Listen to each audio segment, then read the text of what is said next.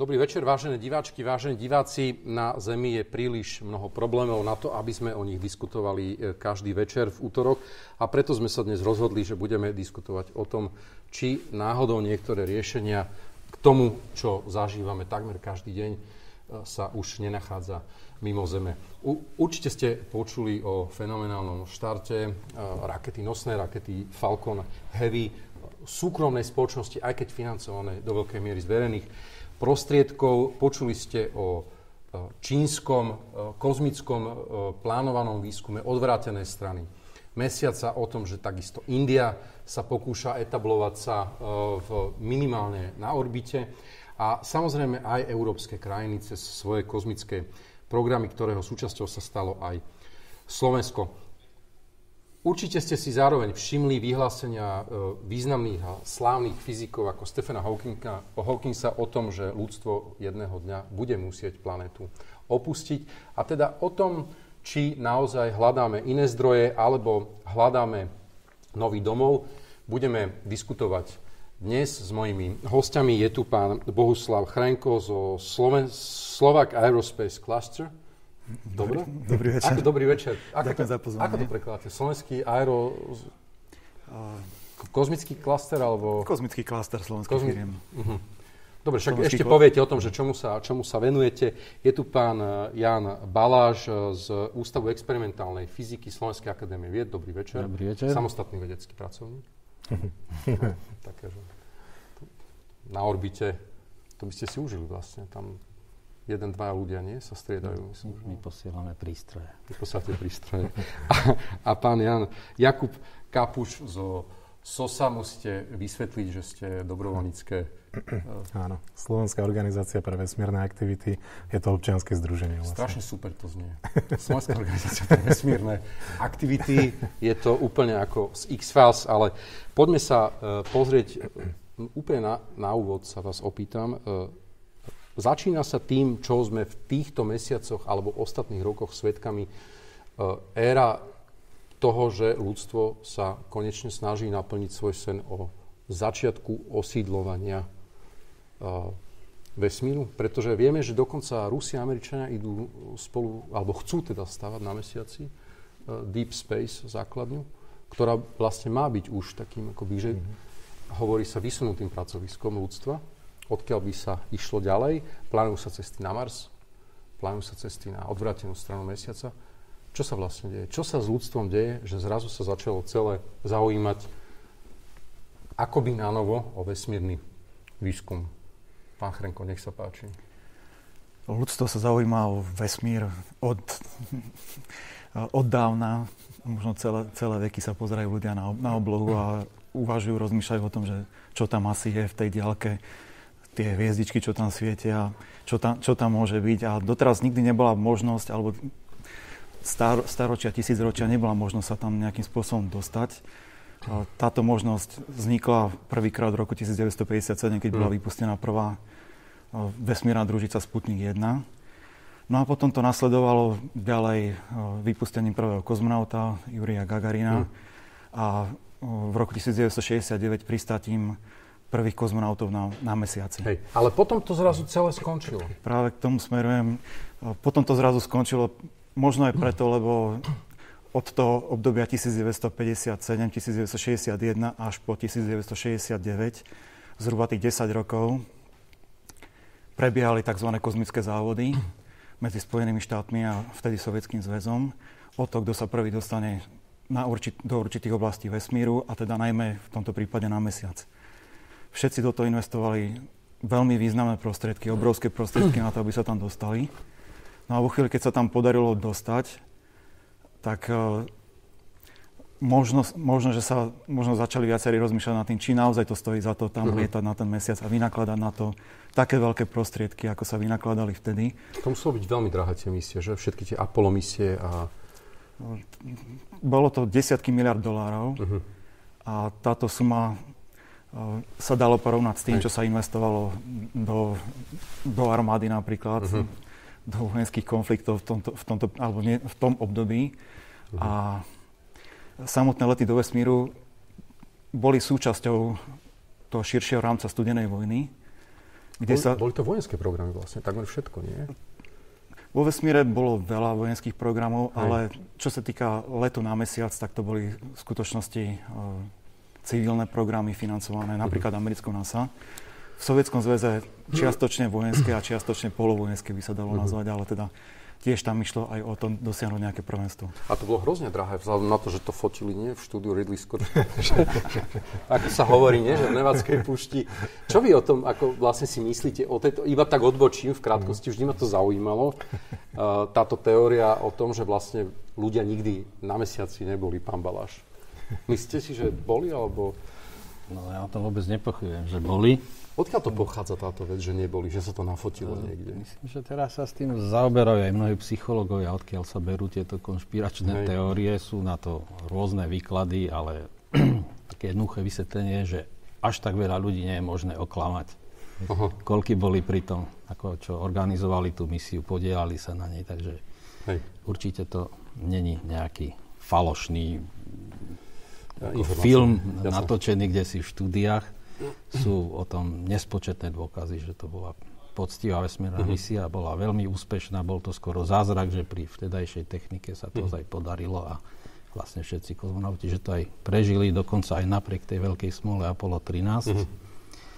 No a čo sa týka začiatku tejto otázky, že prečo vlastne tí ľudia do toho vesmíru idú, tak už pred 100 rokmi ruský otec kozmonautiky Tsiolkovský povedal, že Zem je kolískou pre ľudí, ale človek nemôže navždy zostať v kolíske. Takže už on vtedy predpovedal, aj keď sa nedožil žiadneho raketového letu do vesmíru, už on predpovedal, že ľudia neskôr budú do toho vesmíru expandovať, že opustia tú svoju kolísku. Pán Baláš, stalo sa aj vo vede niečo tak zásadné, čo nám dnes umožňuje za oveľa menej peňazí organizovať vesmírne lety v porovnaní s tým, čo sa dialo v 50. a v 60. rokoch? Tak už to tu bolo povedané, že takou hybnou silou na začiatku bol ozaj ten vojenský motív, pretože tie mocnosti vždycky boli veľmi silno motivované získať nadvládu jedno nad druhou. No a v súčasnosti je to určitý taký prerod od tej vojenskej stránky tohto k tej takej vedeckej, alebo akési to povznesenie človeka, že vlastne tú našu vlastne životnú sféru potrebujeme rozšíriť, prípadne sa aj zabezpečiť v prípade nejakých veľkých katastrof na Zemi, že mať akési záložné útočisko. Určite je to na veľmi dlhú cestu toto. Jasné. A k tej otázke, či sa niečo zmenilo v poznaní napríklad astrofyzikov alebo fyzikov o cestách, je niečo, čo zásadne zmenilo alebo uľahčilo alebo zľahčilo prístup aj iným krajinám, sme spomínali Indiu, Čínu, k vesmírnym programom? Myslím, že to nie je oblasť astrofyziky, ale skôr technológie. Technologického pokroku sme schopní stále spoľahlivejšie a s väčšími výkonmi lietať do toho vesmíru. Je síce pravda, že je to stále ten chemický pohon, ktorý sa používa, ešte stále príliš slabý, aby sme len tak ľahko tú našu slnečnú sústavu ovládli za nejaký rozumný krátky čas. Ale zatiaľ je to, čo máme, na čo sa dá spoľahnúť a dá sa na to spoľahnúť stále viac a tie výkony stále rastú, ako to teraz dokazuje ten Falcon Heavy. Je ten štart Falconu Heavy tak prelomový, ako to sám Elon Musk? Takto. No z hľadiska výkonu v podstate to ešte stále nie je rekord, pretože rakety Saturn 5 boli ešte o dosť výkonnejšie. Ale boli to skutočne obrovské náklady. Tých 25 miliárd, myslím, dolárov na misiu Apollo, to bolo ozaj niečo obrovské a v dnešnej dobe by to ešte bolo mnohonásobne viac. A mnohé vesmírne misie, aj lety raketoplánov v podstate stroskotávali na neskutočných finančných nákladoch, obrovských finančných nákladoch. A práve Elon Musk v podstate dokazuje, že aj za menšie peniaze sa dá dosiahnuť podobných úspechov. Dobre, ako to dosiahol? No, on samozrejme už mal možnosť čerpať množstvo skúseností z tých predošlých veľmi drahých misií NASA, aj ruského kozmického programu, aj čínskeho a tak. No a v dnešnej dobe sa tie technologické skúsenosti už v podstate tak zdieľajú, že že ten veľmi, veľmi drahý vývoj, často sa dajú mnohé kroky preskočiť už. Čiže on to robí vlastne tak ako s autami, hej? Že vie prísť na trh s novým autom, napriek tomu, že sa zdá, že to saturované a...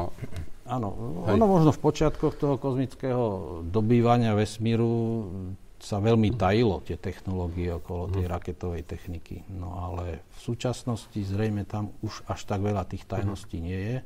Už sa vie, ako konštruovať, hlavne tie raketové motory.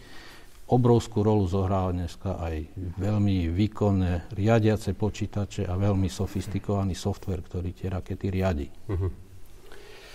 Pán Kapuš, v takejto konfigurácii, ktorú tu dnes máme, že už nemáme bipolárny svet, skončila studená vojna, kozmický výskum už nie je výsledkom vzájomného súperenia, ale niečoho celkom zrejme nového, o čom aj dnes ešte budeme hovoriť.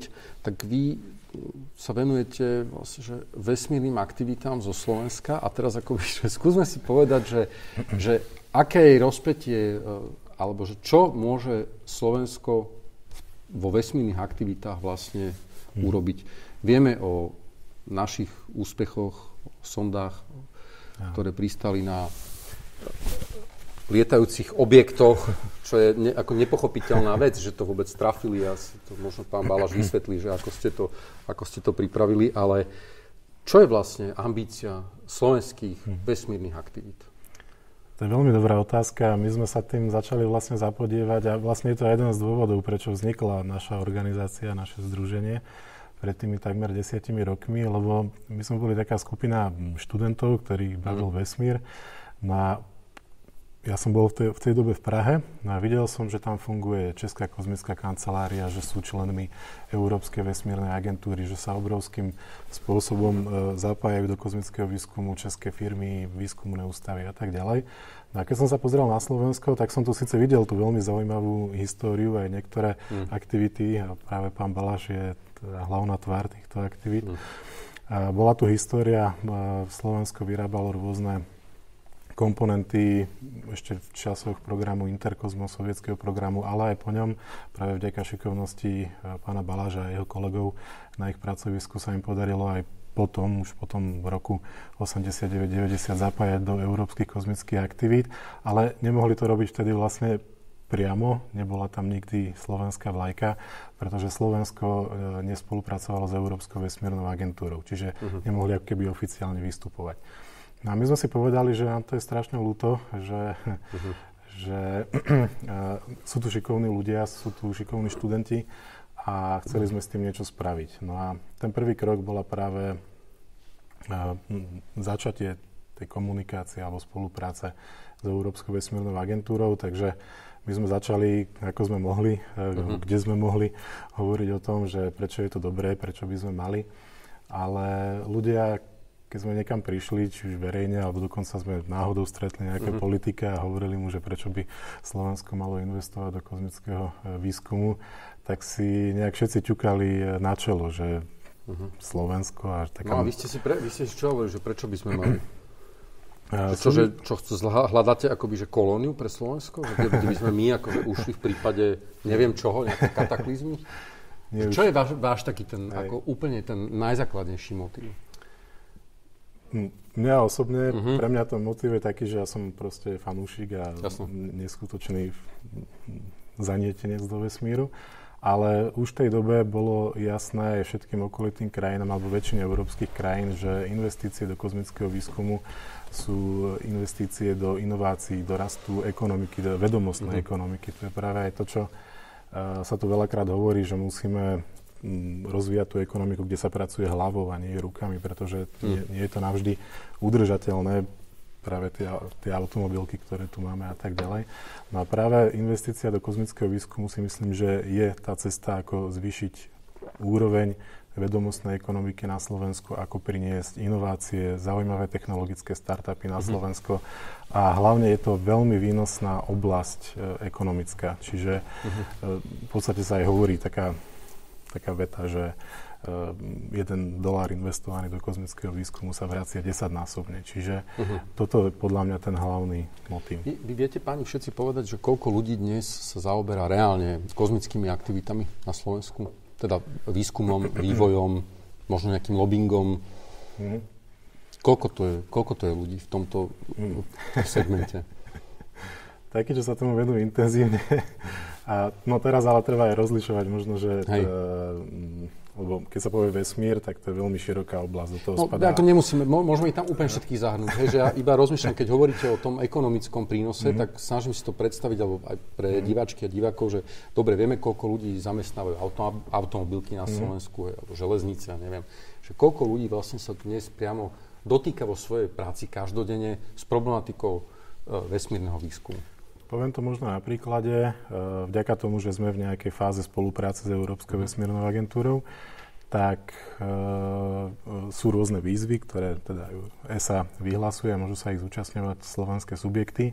No a také číslo, alebo taký bežný počet zapojených subjektov do jednej výzvy okolo 20, a to sú väčšinou firmy, výskumné ústavy a tak ďalej. Čiže... Jasno.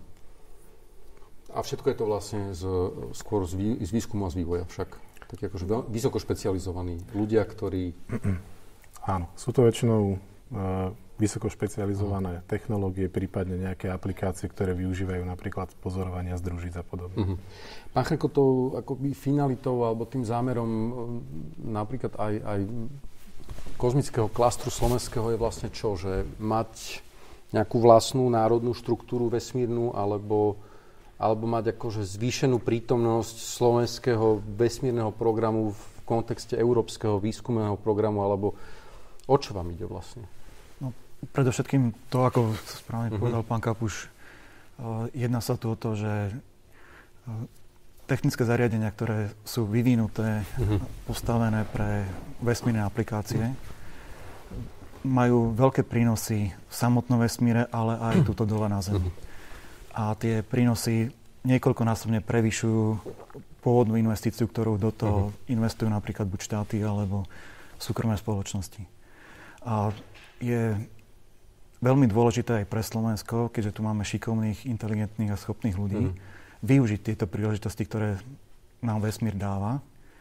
A takisto ako máme napríklad automobilky a vyrábame 100 000 automobilov, z ktorých len časť sa uplatní na Slovensku a väčšina sa vyvezie do zahraničia, tak takú istú možnosť máme síce nie až v takom rozsahu, ale veľmi lukratívnu možnosť máme vyrábať technologické zariadenia pre vesmírne aplikácie a vyvážať ich do sveta a samozrejme vypúšťať možno aj do vesmíru. Tam to už nestačí exportovať, to vy to chcete hore proste púšťať. To je... Dôležité, kto to zaplatí. No však, a toto je tá vec. Toto je presne tá vec, že z čoho je vlastne v súčasnosti financovaný slovenský vesmírny, nechcem povedať program, lebo asi národný vesmírny program neexistuje na Slovensku. Je možno nejaká stratégia, vy viete, že v akom rozpätí sa pohybujeme a kto to dnes financuje?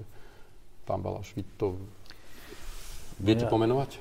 Neviem to povedať na úrovni Slovenska, viem to povedať na úrovni nášho pracoviska. Nech sa páči. My v podstate máme už veľmi dlhú tradíciu v kozmických programoch. Máme svoj vlastný kozmický program, náš na pracovisku. Ústavný, ale kozmický program nášho pracoviska. Ten funguje už viac ako 40 rokov. Už viac ako 40 rokov posielame do vesmíru naše vedecké prístroje. No ale my sme samozrejme zaťažení tým našim zameraním, a to je základný výskum. Ako sme akademické pracovisko, robíme základný výskum. A tie kozmické technológie, kozmické aparatúry, ktoré vyvíjame, posielame do vesmíru, sú práve zamerané pre ten základný výskum. Čiže u nás pracujú ľudia v oblasti tej astrofyziky, ktorí chcú čosi o vesmíre sa dozvedieť, niečo tam namerať, a máme zase inžinierskú skupinu, technologickú, ktorá vyvíja tú techniku, ktorá sa potom inštaluje na paluby satelitov a lieta to na rôznych orbitách, na satelitoch, aj na vesmírnych sondách hĺbkových. Tie sa snažia zistiť čo najviac o vesmíre. A to je ten náš základný výskum. No a na úrovni Slovenska, no tak začína sa to tak pomaly trošku prebúdzať, a my tým, že vlastne už tom robíme veľmi dlho, máme už aj určitú technickú infraštruktúru, a v poslednej dobe stále častejšie robíme aj čosi ako také nejaké poradenstvo alebo aj nejaké praktické testovanie tých akýchsi pionierských zariadení, ktoré sú určené pre kozmický výskum, aj pre iných, aj pre dokonca komerčné firmy a takto. Vy ste spolupracovali na SKCube alebo iba na úrovni poradenstva, alebo vôbec? Alebo sa o tom nesmie hovoriť, lebo vy ste sa teraz tak zatvárili, že... No je to dosť ožehavá otázka. Áno? Áno. Tak si to povedzme teda. Teda takto, ako úplne na začiatku naša známosť so SOSA v podstate začala na báze určitého konfliktu. Keďže my robíme v tom kozmickom výskume 40 rokov, čo sa týka len kozmických letov a 60 rokov, čo sa týka kozmického výskumu, lebo tam môžeme zarátať aj pozemné merania, napríklad, čo máme na Lomnickom štíte, observatóriu. Čiže za nami je obrovská, veľmi dlhá história, množstvo úspechov, množstvo napojení na svetovú vedu a zrazu sa tu zjavili nejaké také blogy, ktoré začali tvrdiť, že Slovensko zaostáva v kozmickom výskume. Čo nás teda riadne zdvihlo. Ja som vás to iritovalo. Áno. Slovensko zaostáva v kozmickom výskume. To ste vypísali. No a my akože, preboha, kto to píše? Nám tie mená nič nehovoria. Hej. Akože tu je určitá komunita kozmického výskumu, nie je to iba náš ústav. Tu sú ľudia, ktorí pracovali na projektoch okolo letu slovenského kozmonauta, tam už či to boli tie jeho endokrinologické testy, tie prepelice a ďalšie. Aj my sme mali u neho jeden taký senzor na meranie žiarenia, v podstate dozimeter a zrazu niekto sa tu ozve, že zaostávame. Tak sme hneď chceli vedieť, že kto to je, čo to je. No a začali sme si vyjasňovať stanoviská. A verejne? Cez blogy stále, alebo... Nie. Počkali ste si. Teda najprv asi cez diskuzné fóra nejaké. Áno. Potom sme sa nejak tak trošku utriasli na tom, že Slovensko nezaostáva v kozmickom výskume, Slovensko zaostáva v integrácii do Európskej kozmickej agentúry. Áno, lebo v tom čase sme ešte neboli členi. A v tom sme im už dali za pravdu, že v tejto veci zaostávame, že okolité štáty, široko, ďaleko, skoro všetci členové Európskej únie už sú buď členmi, alebo aspoň akýmisi asociovanými pristupujúcimi členmi. A Slovensko nič. Slovensko ako keby ignorovalo tú Európsku kozmickú agentúru. V tom sme im dali za pravdu, že v tomto zaostávame. Nie v kozmickom výskume ako takom, ale v tej integrácii do ESA. No a tam už sme našli aj nejakú tú spoločnú reč. A SKCube, satelit slovenský prvý, bol výsledkom tejto spoločnej reči? Zase ste sa vrátili k tej téme. No ako ja by som chcel iba teda vedieť, že či už je ten výskum slovenský kozmický tak integrovaný, že pracujete na takej veci spolu, alebo... No, neviem, chcete vy, Jakub? Viete, každý na to môže mať trošku iný pohľad. My sme na začiatku slúbili poskytnúť pre tú ich družičku, pre ten SKCube. Družičku ste to nazvali, hej? Je to strašne malé. No. Náš typický prístroj vedecký je zvyčajne buď podobný, alebo väčší ako ten ich CubeSat. No. A my sme slúbili zo začiatku na to poskytnúť nejaký ten senzor, aby akože vedecký náklad, aby tá družica iba nelietala a neposielala iba nejaké fotky, ale aby sa niečo meralo a mali sme na tom celkom seriózny záujem. No ale potom sa nejak naše názory trošku rozchádzali, čo sa týkalo buď financovania, popularizácie. My sme vtedy mali trošku problém, že sme demonštrovali v uliciach, že veda chce žiť. Áno. To, že je slovenská veda podfinancovaná, to je téma na inú. To sme mali tiež tu, hej, ale práve v tej dobe my sme sa mali zapojiť do iného projektu, ktorý bol skoro ako keby konkurenčný k tej Slovenskej akadémie vied. A my sme sa museli vlastne rozhodnúť, či ideme s našimi, zo Slovenskou akadémiou vied, demonštrovať, že sme hlboko podfinancovaní, že trpíme vlastne veľmi nízkym týmto, alebo pôjdeme s nimi a oni zase sa tvárili, že ako všetko je strašne fajn. A veda je krásne financovaná a pozrite sa, tu je satelít a všetko je super. Takže to bola ťažká dilema, boli to porady, nie je to moje osobné rozhodnutie, viacerí sme tam hlasovali, hádali sa, či do toho ideme, či nie, nakoniec sme sa rozhodli, že nie. Tak ste tak sme odstúpili. Jasné. Pán Kapuš, ako ste to financovali a kto to vyniesol hore?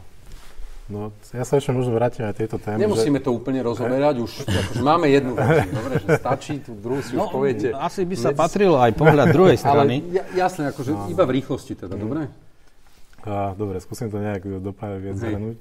Tam v podstate my sme boli mladí nadšenci, ktorí jednoducho chceli niečo robiť, preto sme založili tú organizáciu, začali sme písať. Nikdy sme nepísali o tom, že by... tak ako povedal pán Baláš, tam myslím, že došlo k takému nedorozumeniu. My sme hovorili o tom, že Slovensko zaostáva tým, že nespolupracuje s Európskou vesmírnou agentúrou a tým pádom ani firmy, ktoré by chceli sa zúčastňovať, nemôžu. Čiže jednoducho tých projektov bolo skutočne menej ako v iných krajinách. Čiže mysleli sme to skôr takýmto spôsobom. A teraz tej vašej otázke, môžete teda zopakovať, že... Kto financoval tú družičku, ako sme povedali, družičku. A kto ju vyniesol hore? Hej, my sme v podstate ten projekt začali ako partia nadšencov a ja som to osobne zo začiatku vnímal jednak ako svoj detský sen, ale jednak aj ako nejaký nástroj, ako spopularizovať vôbec vedu a výskum, teda hlavne teda kozmonautiku na Slovensku a ukázať, že prečo to má zmysel. No a my sme v tej dobe, keď sme začínali s tým projektom, boli na úrovni prvákov, druhákov na vysokej škole, takže sme si vlastne financovali veci zo svojho, prípadne sa nám podarilo získať nejakých menších sponzorov, ktoré nám zaplatili nejaké súčiastky. Taká družička, nazvime ju teda tak pracovne, koľko stojí? No. A nehovoríme o vedeckom náklade, hej, ktorý môže byť drahý, ale tak tá vec, ktorú viete proste už nechať vyniesť hore. Pokiaľ by som porovnal, alebo pokiaľ by som sa pozrel za hranice, že koľko bežne stojí vývoj porovnateľného CubeSatu, porovnateľné družice, ako máme my, tak sa to pohybuje niekde od 1 do 1,5 milióna eur. Vývoj aj s vypustením, aj so všetkým, čo je okolo. No a nám sa to podarilo v podstate za štvrtinu. A to je práve kvôli tomu, že my sme si veľa vecí, my sme si obiehali celé Slovensko sponzorov, skúšali sme crowdfundingové kampane, uchádzali sme sa o rôzne projekty, aj verejné zdroje, keď boli vyhlásené nejaké výzvy. A jednoducho skúšali sme to absolútne na všetky strany a čo je ešte kľúčové je to, že keďže my sme združenie partia nadšencov, tak nikto za to nemal peniaze. Čiže vlastne celý ten tím inžinierov, ktorý sa aj podielal na tej družici tie celé roky, tak vlastne za to nebol platený. A to je hneď, keď sme to tak nejak spočítali, odhadli, možno, že 500 000 eur dole z tej ceny. Takže toto sme do toho vlastne my vložili vo forme našeho času a know-how. A nakoniec, aká raketa to vyniesla hore? No to je taký zaujímavý príbeh. Mala to vyniesť raketa Falcon 9 americkej spoločnosti SpaceX Elona Muska. No a mala tá družica štartovať pôvodne na rozmedzi roku 2015-2016. Ale v júni došlo k výbuchu tejto rakety Falcon 9 a kvôli následnému vyšetrovaniu sa všetky ďalšie lety posunuli približne o pol roka. Približne. No a dostali sme nový termín štartu, ktorý bol na jeseň v oktobri 2016. No lenže mesiac predtým znova vybuchla raketa Falcon 9, takže zase nasledovalo vyšetrovanie a tak ďalej. No a keďže to už bolo v podstate rok a pol po pláne, tak firma, s ktorou sme spolupracovali a ktorá zabezpečovala štart tejto našej družice, tak nám ponúkla náhradné riešenie. Čiže potom boli veľmi intenzívne 3-4 mesiace, ale podarilo sa to a nakoniec družica štartovala na indickej rakete. Takže vy už vlastne fungujete s Indami, ktorí sa takisto vrhli na intenzívny výskum a lety. Pán Hrenko, hovorili sme o tom, prečo sa v 60. rokoch veľké krajiny pustili do kozmických, ani nie, teda samozrejme výskum, ale rovno do ciest ľudských posádok, ale stále sme si akoby nepovedali, okrem toho, že išli ceny technológií dole, čo to znamená, že do kozmického výskumu a do programov ciest, pretože nemáme tu už len civilné, ale máme tu vyslovene komerčné lety, ktoré sa plánujú, myslím, že už na tento rok, nie? Myslím, že orbitálna turistika začína vlastne. Čo to znamená, že súkromné peniaze vstupujú do kozmického výskumu a čo to znamená, keď Elon Musk povie, že plánuje cestu posádky ľudskej na Mars?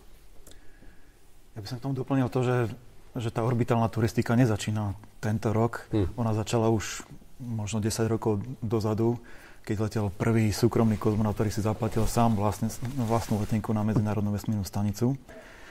Čiže nie je to úplná novinka. Áno, to, čo robí Elon Musk, je to, že ponúkol služby vlastnej firmy SpaceX ako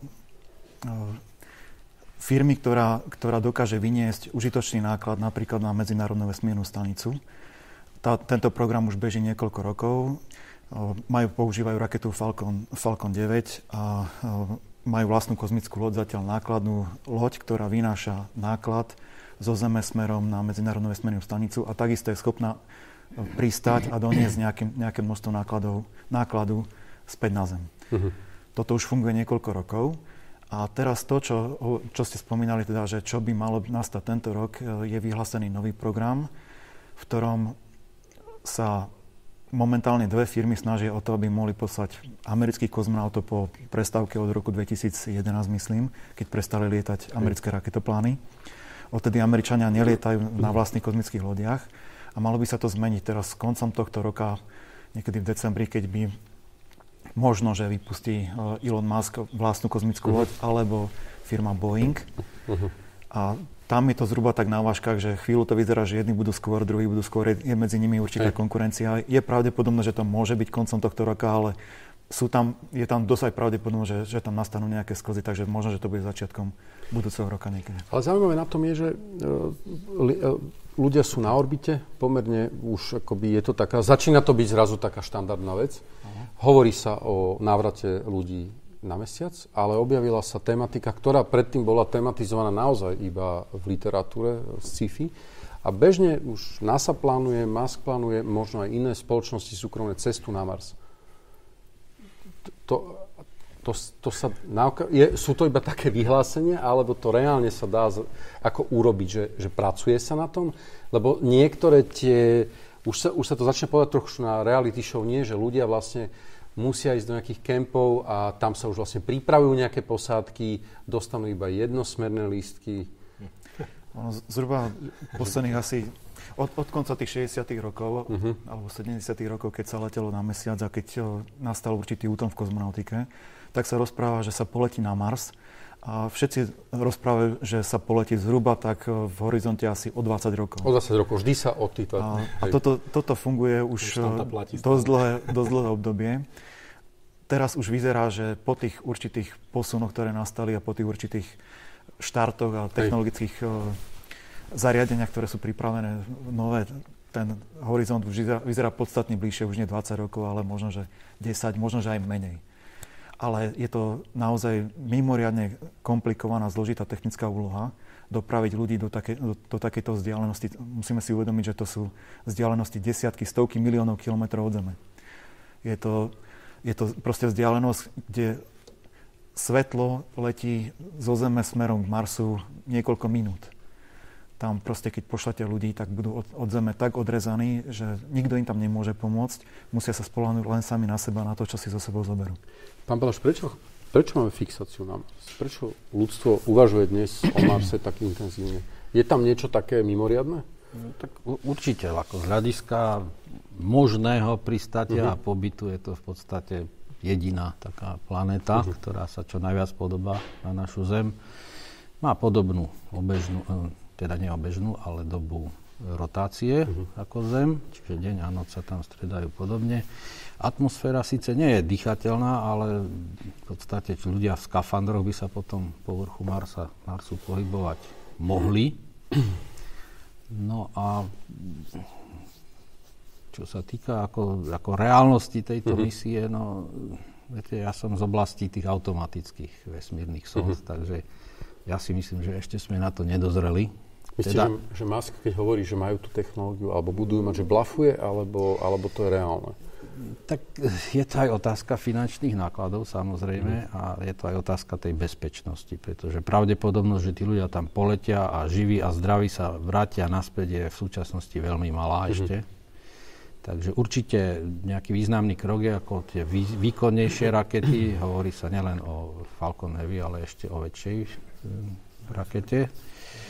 No ale môj osobný názor je, že na Mars najprv by sme tú cestu mali nejak tak prechodiť obidvoma smermi pomocou robotov. Až dokážeme robotmi lietať tam a späť spoľahlivo, až vtedy by som poslal tam človeka. Sú dobrodruhovia, ktorí sú ochotní letieť s tým jednosmerným lístkom. Sú to takíto nejakí, ja to neviem nazvať, že sú ochotní tam poletieť s tým, že sa nevrátia. Súčasné technické prostriedky toto by už umožnili. Tú cestu by umožnili, hej? Jednosmernú cestu by už asi umožnili. Na tú spiatočnú, ja neviem, či to niekto už aj reálne spočítal, aké silné rakety na to treba a takéto veci. A tam sa počíta s ich návratom vôbec? Tam to nie je skôr také, že... No, veď som v podstate povedal, že sú dobrodruhovia, ktorí sú ochotní tam letieť s tým, že už sa nevrátia. Že už tam vlastne dožijú a je celkom ono, že by tam ani dlho nežili. Lebo tie predstavy o terraformingu, to je ešte stále ako sci-fi, nie? To ako predstava, že tam pristanú s nejakým modulom a začnú tam vytvárať, kultivovať atmosféru. Áno, toto je vízia do budúcnosti, ale to nie je vôbec také jednoduché. Ja si myslím, že o to sa ľudia pokúsia v budúcnosti, ale to je proces veľmi, veľmi dlhý. Mars možno bol kedysi pomaly oáza, podobná Zemi, aj to je možné, ale trvalo 100 milióny rokov, možno až miliardy, kým sa zdegradoval do dnešnej podoby prakticky neobyvateľnej planéty. A určite to nie je také jednoduché, že človek tam doletí a vypustí niečo do atmosféry a zrazu už sa to tam bude dať dýchať. Toto bude zase proces na strašne dlhú dobu. Mars je planéta skoro tak veľká ako Zem, trošku menšia. Tak si predstavte, že my tu máme problémy s miestnym počasím, ktoré nevieme pohnúť. A teraz zrazu by sme chceli niečo zásadné urobiť na Marse a pritom máme strašne obmedzené prostriedky vôbec tam niečo doviesť v súčasnosti. Je zo pár tón čohosi. S tým nemôžeme pohnúť s takou planétou, len tak jednoducho. Čo ste také, spomenuli sme niektoré tie rizika, ale na jednej strane vidíme veľkú fascináciu cesty na Mars súčasným ľudstvom a je to naozaj akože aj verejné, aj súkromné zdroje. A na druhej strane ten prínos by bol aký, keby sme otestovali by sme, že vieme vlastne akoby, že prežiť naozaj na inej planete? Alebo čo je ten prínos, ktorý sa očakáva od takejto misie? Veľakrát sa kozmické lety porovnávajú s plavbami lodí, možno kapitán Cook, aj objavenie Ameriky, čiže v tom 14., 15., 16. storočí. Vlastne vtedy tieto výpravy, ktoré trvali mimochodom takisto roky, takisto ako bude trvať aj misia na Mars, a boli to veľmi nebezpečné výpravy, tiež sa v podstate za behu učili základné veci, možno že aj o nejakej biológii človeka a podobne. Tak každopádne tieto výpravy významným spôsobom posunuli vôbec poznanie celého ľudstva a priniesli nové poznatky, nové technológie a v podstate ešte pred tou érou vesmírnou, tak v podstate mať prístup k oceánu bolo pre ľudstvo, pre danú krajinu, ktorá mala ten prístup, to bola obrovská výhoda, pretože ten oceán bol práve zdrojom toho trhu, toho obchodu, tých nových poznatkov, inovácií a tak ďalej. No a vlastne tým novodobým oceánom, tak prenesenie, ja si myslím osobne, že je to práve ten vesmír. A práve všetky tie technológie, ktoré vyvíjame, ktoré by nám mohli umožniť v budúcnosti tieto pilotované lety na Mars, tak všetky tieto technológie vieme preniesť do našeho bežného života. Alebo budeme vedieť. Pretože aj veľa vecí, ktoré máme dnes bežne okolo seba, vznikli práve počas kozmického výskumu. NASA má na toto aj Európska vesmírna agentúra, dokonca aj také transferové programy, aby tieto technológie sa prenášali do toho bežného života. Čiže nebude to určite o tom, ani dnes to nie je o tom, keď krúži okolo Zeme Medzinárodná vesmírna stanica, že tam chodia na dovolenku nejakí astronauti, aby sa pozerali, aká je Zem krásna z vesmíru. Je to tiež určite dôležitá súčasť týchto misií, ale to hlavné poslanie sú technologické, biologické a tak ďalej. Množstvo experimentov a inovácií, ktoré práve na palube Medzinárodnej vesmírnej stanice vzniká. Pán Chrenko? Samotný let na Mars by trval mesiace, možno roky. Počas tejto doby bude posádka odkazaná len na seba a na vlastné zdroje. Nemáte možnosť im tam niečo dopraviť, tak ako je to momentálne na Medzinárodnej vesmírnej stanici, že pokiaľ sa rozhodneme tam niečo poslať, tak sa to dá do niekoľkých dní poslať na nákladnej kozmickej lodi, povedzme, ale poslať niečo na Mars bude trvať niekoľko mesiacov. Čiže tá posadka, ktorá tam bude v tej danej kolónii alebo na tej planete, bude odkazaná na seba, na vlastné zdroje. Aby bola odkazaná na vlastné zdroje, znamenalo by to buď teda na danom mieste ťažiť suroviny, zdroje, ktoré by potrebovali, alebo ich nejakým spôsobom recyklovať. A samotná recyklácia je veľmi dôležitá vec. Využiť tie zdroje, ktoré už máme a znova opätovne ich využívať znova a znova. Napríklad na Medzinárodnej vesmírnej stanici sa recykluje voda, vzduch niekoľkonásobne. Ale už pri tom lete na Mars, ani napriek tomu, že z veľkej časti sa robí recyklácia, táto recyklácia, ktorá sa deje na Medzinárodnej vesmírnej stanici, nie je dostatočná na to, aby sa použila pre let na Mars. Čiže by vodu nemali ako získať, hej? Musel by asi niesť nejaký obrovský náklad vody, hej? Tam treba postaviť zariadenie, ktoré je schopné tej recyklácie s oveľa väčšou účinnosťou a efektívnosťou, ako máme momentálne na Medzinárodnej vesmírnej stanici. Zhruba teraz sa, neviem, či poviem presné čísla, ale okolo 60% vody sa dá recyklovať, či už napríklad z dýchanej atmosféry, alebo použitú, či to tak môžem povedať, z moču kozmonautov napríklad. Dá sa to urobiť, dá sa to využiť, ale nie je to dostatočné množstvo na to, aby tá samotná kolónia bola sebestačná. Vy ste spomenuli ťažbu aj miestnych hornín. Nie je toto tiež jeden z veľkých motívov, akoby, že taká tá fantázia o tom, že budeme ťažiť kovy alebo zlúčeniny mimoriadnych vlastností na asteroidoch alebo na iných miestach. Niečo, čo nemáme ani v Mendelovej tabuľke, že objavíme také veci, ktoré akoby, že ani nebudeme tušiť, aké budú mať fantastické prínosy, že budeme mať nevybyteľné telefóny zrazu, alebo nie je tam takáto motivácia tiež, že hľadáme tam také zdroje na taký akože, ťažký priemysel, ťažobný? Pán Baláš.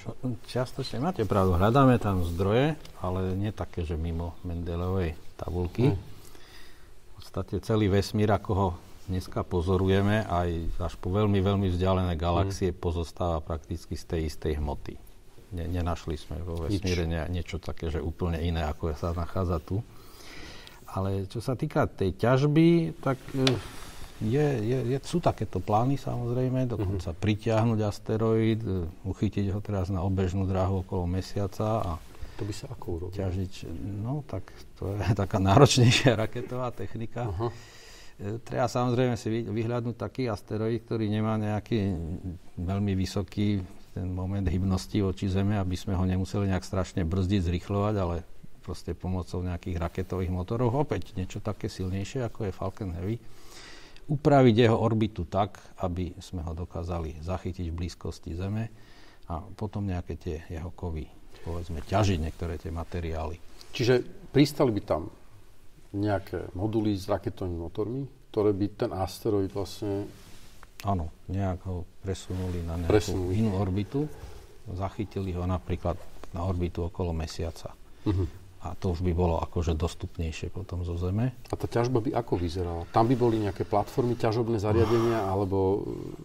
No, priznám sa, nie som odborník v tejto oblasti, nejaké vesmírne baníctvo, alebo takto. Hej. Tak robili ste na rozete, ktorá pristala na komete. Predsa, že tam akoby... Ale nie kvôli ťažbe. Nie kvôli ťažbe, hej. Kvôli prieskumu. Kvôli prieskumu, hej. My robíme základný výskum. Nás strašne zaujíma, čo tam je a takto, ale aby sme to ťažili a to už doniesli naspäť na Zem, to ešte stále na to nemáme. Dokonca tie pôvodné plány na rozetu, tie prvé rátali aj s návratom nejakej vzorky a potom to ekonómovia spočítali, že to by bolo tak hrozne drahé, že radšej sa uspokojili s tým, že nevieme pritiahnuť rozetu na Zem, tak pošleme laboratórium na rozetu a tam už to aj skončí, akurát nám pošle informácie sem. Takže do tejto roviny sa to dostalo. Čiže tá ťažba tiež je už dnes v takom stave, že asi sa to dozrieši však. Niektoré krajiny, ktoré budú potrebovať veľmi veľa hornín na svoj ekonomický rozvoj. Čína napríklad má taký program dosť naplánovaný. S tým čo teraz? Budeme ako ťahať, budeme loviť asteroidy a meniť im orbity a akože vaše družičky tam budú narážať proste do čínskych ťažobných polí a Ako to bude vyzerať? V prvom rade si musíme uvedomiť, že vypustenie nejakého materiálu do vesmíru, zo Zeme do vesmíru je mimoriadne drahé. Stojí to 10 000 až 100 000 dolárov za 1 kilogram. Nie je na svete látka, ktorá samotný čistý kov nemá, keď prepočítate kilogramovú cenu, nemá takú hodnotu, aby sa to ťažilo na nejakom asteroide a potom sa to doviezlo na Zem. V tomto prípade zatiaľ v tejto situácii, keď sú ceny za vypustenie nejakého nákladu za 1 kg v takýchto hodnotách. Sa pýtate, prečo je to také drahé? Preto, lebo momentálne používame rakety, ktoré keď raz postavíme a vypustíme ich do vesmíru, tá samotná raketa sa skladá z jednotlivých stupňov, použije sa prvý stupeň a počas letu sa odhodí. Druhý stupeň, počas letu sa odhodí, tretí stupeň zostane vo vesmíre alebo odpadne tiež a zhorí, zlikviduje sa, čiže tá raketa prestane existovať.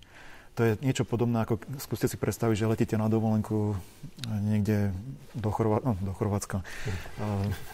Na dovolenku povedzme do Egypta a použijete lietadlo, odštartujete z Bratislavy z letiska, použijete lietadlo a keď doletíte na miesto, tak to lietadlo zahodíte, lebo už sa nedá použiť na ďalší let naspäť. Čiže pre každý jeden let, ktorý fungoval to doteraz vo väčšine prípadov tak, že keď ste chceli niečo vypustiť do vesmíru, museli ste na každý jeden let postaviť vlastnú samostatnú raketu, ktorá po štarte bola zničená.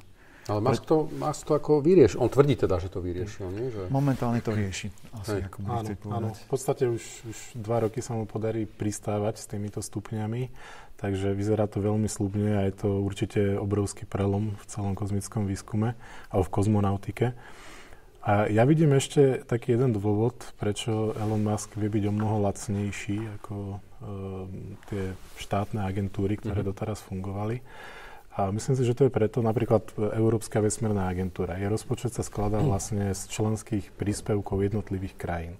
A teraz, keď na tej rade ESA tie krajiny sa zhodnú, čo tiež trvá veľmi dlho, že sa ide stavať nejaká misia, tak potom musia tie jednotlivé časti, aj tie technické úlohy a tak ďalej, rozdeliť medzi európske firmy. A musia to rozdeľovať rovnomerne a tak ďalej. Čiže je tam, toto všetko zaberá strašne veľa času, stojí to príliš veľa peňazí a je to veľmi pomalé. A Elon Musk má v podstate jednu halu, kde má svojich zamestnancov, kde sa môže rozhodovať úplne slobodne a voľne a vlastne preto je rýchlejší ako tieto štátne agentúry.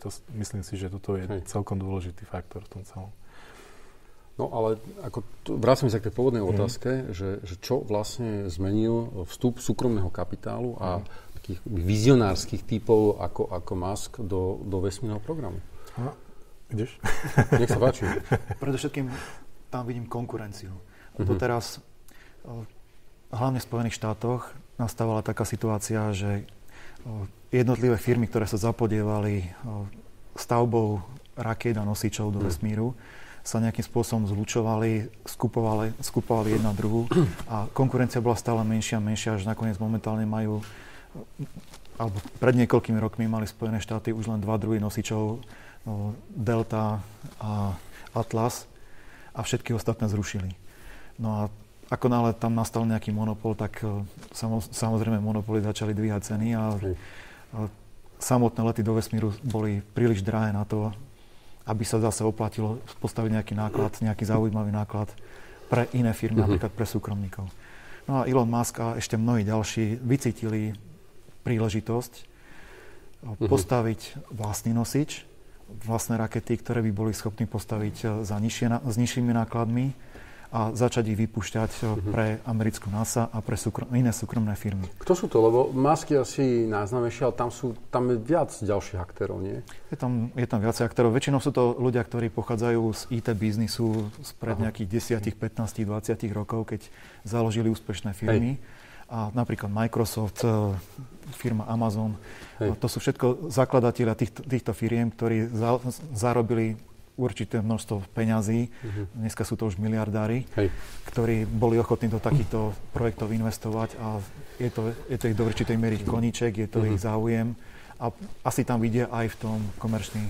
Veľmi, veľmi zaujímavé, že celá tá Silicon Valley vlastne akoby odkiaľ to nejakým spôsobom sa začalo hýbať aspoň ľudia ako Jeff Bezos z Google, z Amazonu a tak, investujú dvomi smermi. Na jednej strane sú to lety ľudských posádok na čoraz vzdialenejšie a také spektakulárnejšie destinácie.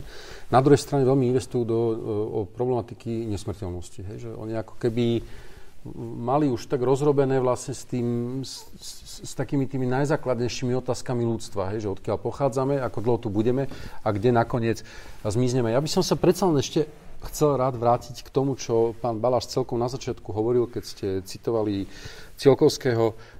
Myslíte si, že je dnes nevyhnutnosťou, aby ľudstvo začalo reálne premýšľať, možno nie nad úplným opustením tejto planéty, ale nad niečím takým, akoby postupným obsadzovaním možných svetov a ako by to mohlo vyzerať, keď vlastne aj let na Mars vyzerá byť extrémne problematický? Ja si osobne myslím, že ľudstvo sa v prvom rade musí poriadne starať o svoju planétu.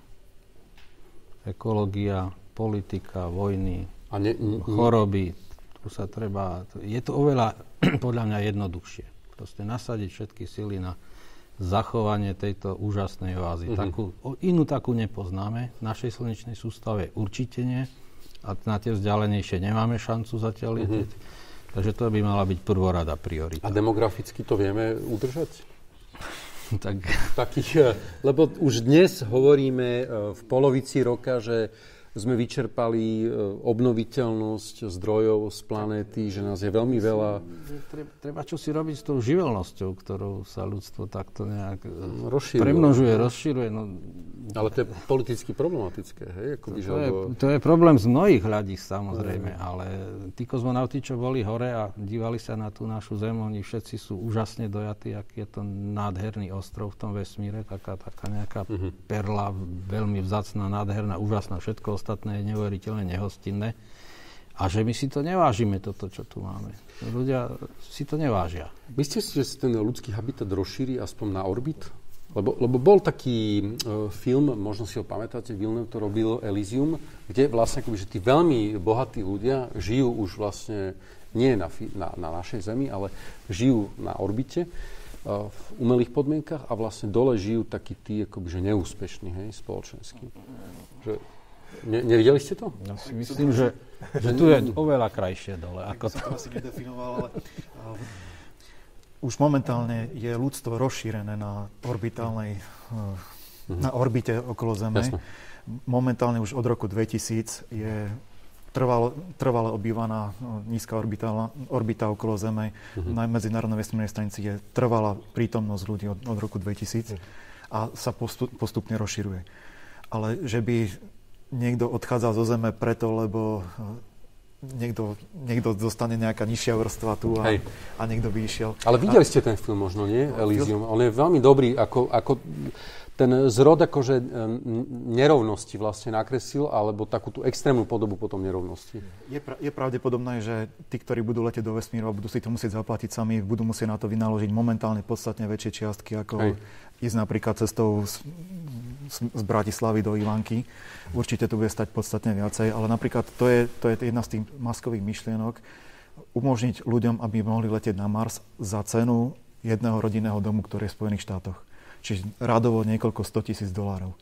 Je to samozrejme sen, nejaký cieľ, kam sa bude uberať, ale zase určite ten, kto bude letieť na Mars, určite nebude chcieť letieť preto, lebo na Marse by bolo oveľa krajšie prostredie a že tam pôjde na luxusnú dovolenku. To zatiaľ v najbližšej dobe určite niečo takého nehrozí, aby človek letel na luxusnú dovolenku na Mars, lebo minimálne tam bude recyklovať tú vodu, ako som spomínal. A teda aj sám seba bude recyklovať, aby sme to povedali.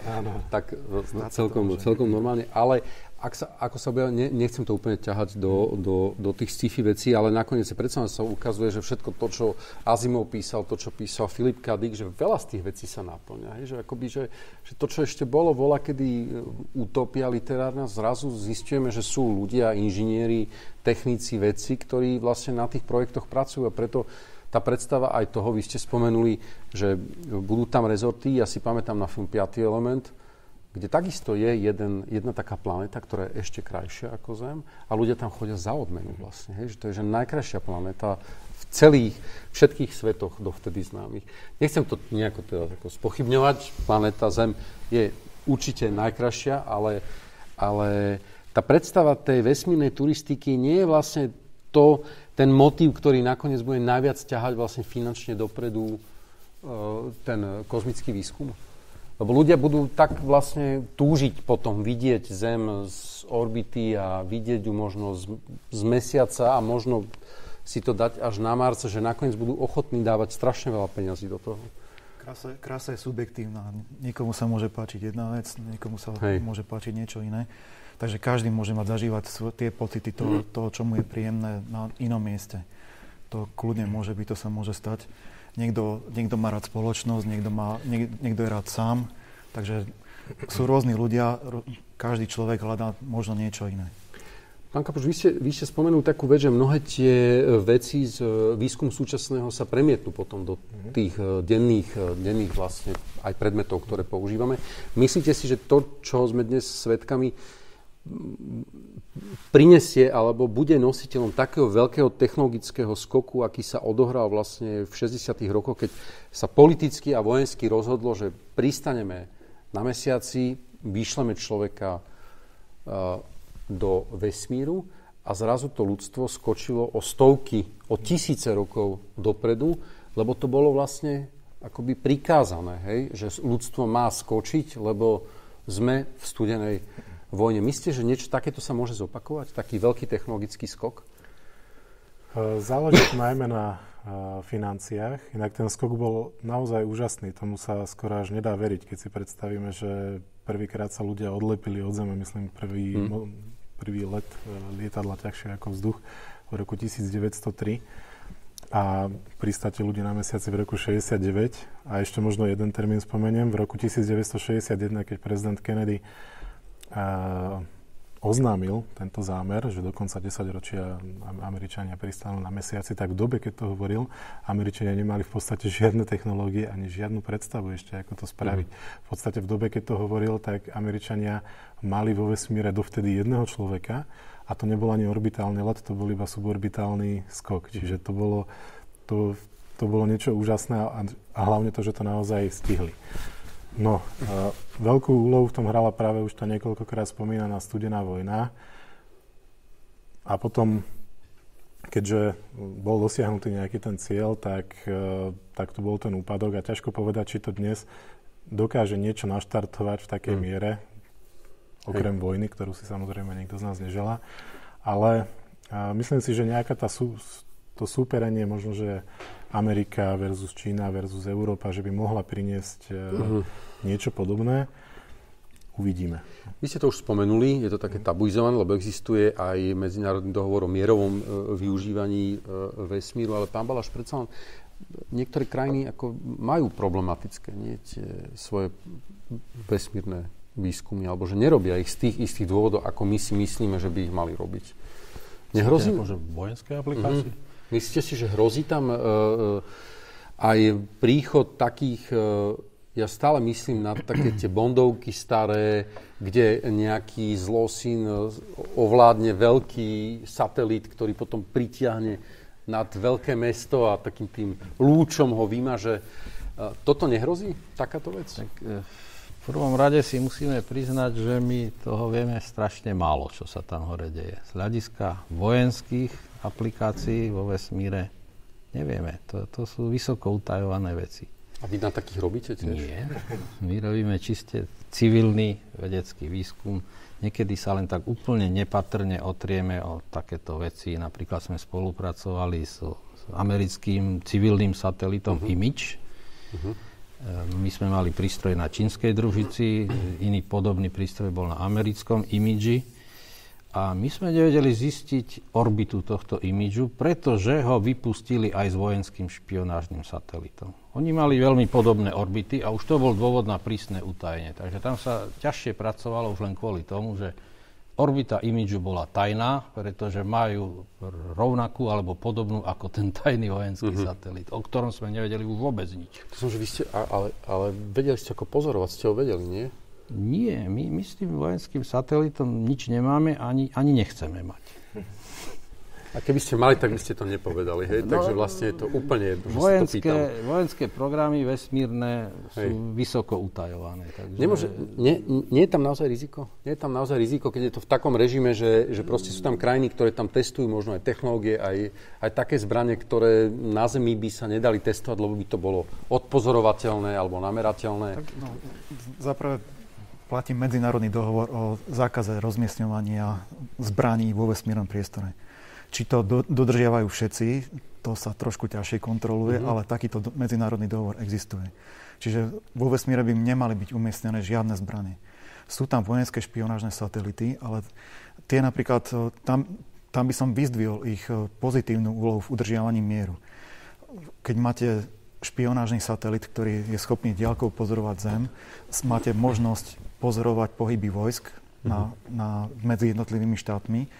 Vo chvíli, keď sa chystá nejaký konflikt, je potrebné rozptýlené vojska, ktoré sú v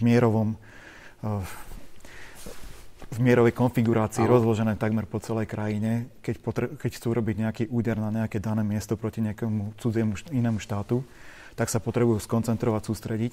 A samotným satelitom takéto koncentrácie vojsk môžete relatívne ľahko oddaliť. Čiže neviete tomu zabrániť. Neviete tomu zabrániť, ale vo chvíli, keď máte dostatočne skoro informáciu na to, že sa také niečo deje, tak môžete začať podnikať protiopatrenia. A to je veľmi, veľmi silný argument preto, aby sa takéto družice používali.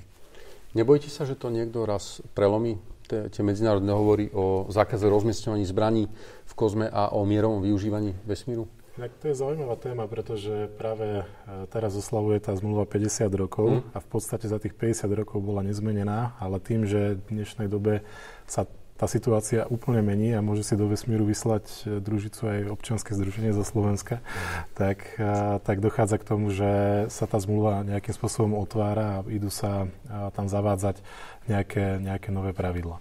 Lebo neviem, aké sú úplne tie poistky. Určite, keď ste niesli družicu hore, ale keď vy môžete vyniesť družicu hore, tak si viem predstaviť, že aj napríklad Islamský štát mohol vyniesť špionážny satelít, nejaký akože špinavý špionážny satelít hore a ako by ich odhalili? Aké sú tam tie zabezpečenia? No, bohužiaľ, pokiaľ ten dohovor niekto poruší, a napríklad ho porušuje dosť často Severná Kórea svojimi vypusteniami rakiet, alebo svojimi balistickými skokmi, tak tam nie sú v podstate nejaké žiadne sankcie.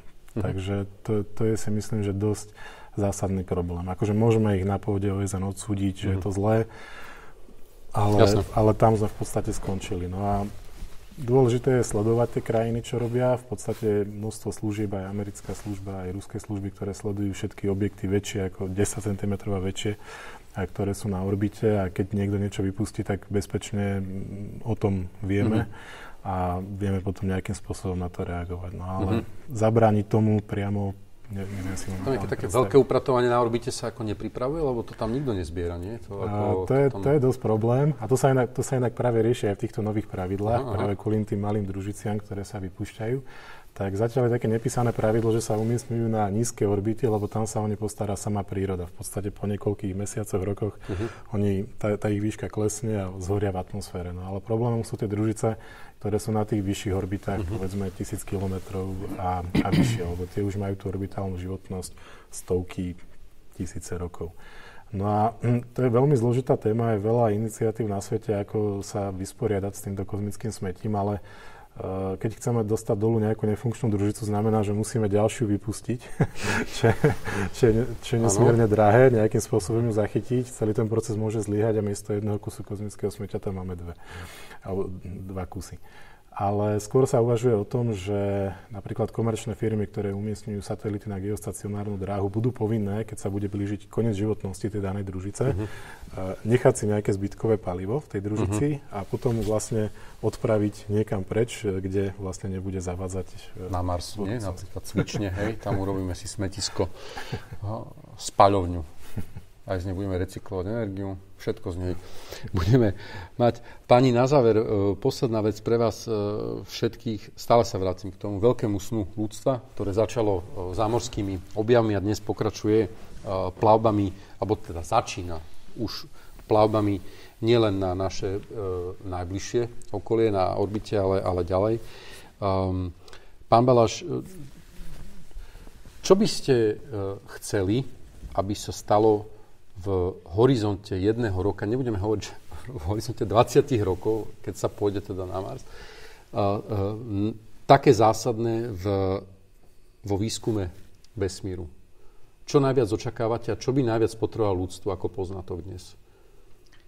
Tak v súčasnosti už len pre lety v slnečnej sústave sme veľmi obmedzení malým výkonom chemických rakiet. Čiže aj tie najsilnejšie rakety, ako je Falcon Heavy, sú ešte stále strašne slabúčké, aby sme si mohli len tak lietať slnečnou sústavou za rozumný čas. To je rozumný čas je čo? Tak na Mars treba letieť minimálne tých 8 mesiacov, na kometu sme leteli 10 rokov, nevedeli sme tam skôr doletieť. A to sú strašne dlhé doby. No a v podstate veľmi by som uvítal, ale to je také science fiction, nejaký veľmi zásadný, fundamentálny, fyzikálny objav, ktorý by nám umožnil oveľa efektívnejšie lietanie vesmírom. Či už ide o Falcon Heavy a podobné rakety, alebo niečo také science fiction lepšie, bude pre prežitie našej civilizácii priam dôležité z hľadiska prežitia. Pretože neskôr sa naša Zem opäť zrazí s nejakým väčším asteroidom.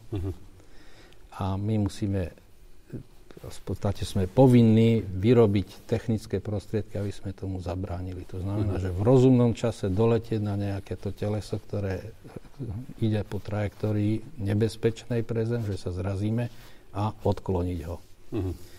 Takže ja by som takto si nejak tak zafantazíroval, že potrebujeme oveľa lepšie pohony. Ale na tom sa určite pracuje. Propulzné systémy. Pracuje sa na tom, ale je to obrovský problém. Tie chemické pohony sú v podstate na hranici svojich možností. Nič lepšie ako spaľovať vodík s kyslíkom nevieme, aby sme dostali väčšiu energiu, ale to je iba chémia. Oveľa väčšia energia je v jadre, ale jadrový pohon pre kozmické pohony, to je zatiaľ, tam je neskutočné množstvo technických problémov. Pachneko, nech sa páči. A ste sa pýtali teda na to, že... Najviac taká, vaše očakávanie, také, čo by ste najviac akútne potrebovali v horizonte 1 roka pre aerospaciálny klaster slovenský? Tak ako trochu sme pominuli tú oblasť toho financovania, sme sa dostali na inú tému vtedy, ale financovanie pre space, pre kozmonautiku môže byť viac zdrojové. Môže to byť štátne financovanie, môže to byť financovanie napríklad z Európskej vesmírnej agentúry, financovanie zo súkromných zdrojov. A môjim takým želaním teda do toho najbližšieho roka je to, aby sa podarilo navýšiť to financovanie pre slovenské podniky, pre slovenské organizácie, pre slovenský výskum vesmírny, tak aby sme mohli umožniť podstatne väčšiemu množstvu ľudí zapojiť sa do týchto aktivít. Myslíte, že jedného dňa už sa niektorí tí, ktorí doteraz sa zabávajú tak, že nakupujú 5-ligové futbalové kluby, že konečne precitnú a začnú investovať napríklad do kozmického výskumu? Je to možné, keď americkí miliardári nakupujú fabriky alebo vyrábajú budúce rakety, väčšina z nich ešte nie je vyvinutá, ale pracujú na tom, tak viem si predstaviť, že aj na Slovensku raz príde takáto móda. To bude, že už sa nebudú nakupovať lanovky, ale sa bude investovať do tohto. Dokonca sme o takých veciach aj počuli už. Fakt? A už ste v kontakte? Pán Kopuš, nech sa páči. Tak trošku mi Bohuš zobral to, čo som chcel povedať. V podstate by som možno ešte doplnil toľko, že možno aj konsolidácia v tom kozmickom sektore na Slovensku v tom zmysle, že ľudia, ktorí sa na tom participujú, aby lepšie spolupracovali. Samozrejme dôležité je aj to financovanie, pretože bez toho to nejde. Aby sa vytvorila nejaká stabilná štruktúra, na ktorej základe by sa dalo stavať a rozvíjať tento sektor na Slovensku. A pre mňa tak osobne, my sa stále ešte dosť zabávame a bere nám takmer všetok čas práca s družicou, ktorú máme teraz na orbite, ktorá funguje a posiela nám data. Ale pre mňa osobne do toho 1 roka by som chcel spustiť jej pokračovanie aj spolu s tímom, ktorý sa podielal na tej jedničke a prípadne ďalšími. Bol by som veľmi rád. a využiť vlastne tie skúsenosti a to know-how, čo sme získali, a to má naozaj málo kto v Európe, chodia sa k nám sem pozerať, že ako sme to dokázali, tak chcel by som ho zúžitkovať a pokračovať aj v tomto projekte. Super, ďakujem veľmi pekne. Viete, že na záver zbierame knižky, keďže vy už zbierate iba sny o cestách, tak vlastne iba pán Baláš doniesol dnes večer knihu, tak vás poprosím a vy, páni, iba v krátkosti jednou vetou si premyslíte, čo odporúčate našim diváčkam a divákom. Táto kniha je taký malý poklad, keďže my pracujeme na Akadémii vied v takom základnom výskume vesmíru, astrofyzike, tak som si vybral knihu od veľmi populárneho, skvelého popularizátora astrofyziky Neila deGrasse Tysona. Kniha sa volá Astrofyzika pre zanepráznených, čiže vidíme, že nie je veľká, ale je veľmi, veľmi pekne skomprimovaná, zhustená. Zabudol som si dať do nej záložku, tak niečo zo začiatku, že táto kniha je pre všetkých, ktorí nemajú čas čítať hrubé knihy, ale túžia po spojení s vesmírom. Takže je to veľmi hutné, veľmi kvalitné. Hovorí sa tam o všetkých súčasných výdobytkoch, poznaniach o vesmíre. No a celkom zo záveru, bez záložky by som ešte prečítal jednu vetu, že pre nás ľudí je dôležité, aby sme sa neprestali zaujímať o vesmír, lebo by sme mohli podľahnúť falošnému dojmu, že my sme tým stredom vesmíru. Výborne, veľmi pekne. Ďakujem. Môžeme si ju nechať, ne? Samozrejme. Vnútri je spústa takýchto nádherných myšlienok. Veľmi pekne ďakujeme. Páni, v krátkosti autora, titul. Kedysi, bohužiaľ som tú knihu nemohol doniesť, lebo už tá kniha sa nedá získať. Áno. Veľmi inšpiroval Karel Pacner, ktorý napísal knihu Prvý let na Mars. Myslím, že to je správny názov. O tom, ako by mohli ľudia letieť na Mars, niečo podobné, ako chce teraz realizovať Musk. Tak on písal už niekedy v 80. rokoch takúto knihu. Tá ma veľmi zaujala, tá ma veľmi inšpirovala. Alebo napríklad Skaza planety Fena. Veľmi zaujímavá kniha o cestovaní medzi rôznymi planetami. Bola tam Mars, Zem a ešte planéta Fena, ktorá bola zničená jadrovým výbuchom. Sú tam sny v pozadí ešte. Pán Kapuš, nech sa páči. Ja som mu chcel doniesť, ale bohužiaľ som zistil, že je vypredaná všade, takže musím si počkať na nejakú dotlač. A to je kniha, ktorá mňa veľmi inšpirovala niekde na konci strednej školy, keď som tak nejak rozmýšľal, že čo ďalej so životom. A tá kniha sa volá To nemyslíte vážne, pán Feynman. A je to práve taký životný príbeh, také historky zo života jedného z najvýznamnejších fyzikov 20. storočia. Je to aj nositeľ Nobelovej ceny, ktorý má pre mňa, to je úžasne inšpiratívna osobnosť, má veľmi originálne myslenie, jeho zvedavosť, jednoducho, tá kniha je pre mňa. Super, ja môžem iba potvrdiť všetky tipy, aj reálnu knihu, ktorú sme dnes dostali. Bol tu s nami pán Bohuslav Chrenko zo slovenského kozmického klastra, nazvime to tak, Aerospacial Cluster, pán Jan Baláš z Ústavu experimentálnej fyziky Slovenskej akadémie vied. Ďakujeme pekne, že ste prišli, a pán Jakub Kapuš zo SOZY, teda Slovenskej Sosa. Neviem, ako sa to má. Trošku sa to spodobuje, nie? So SOZou.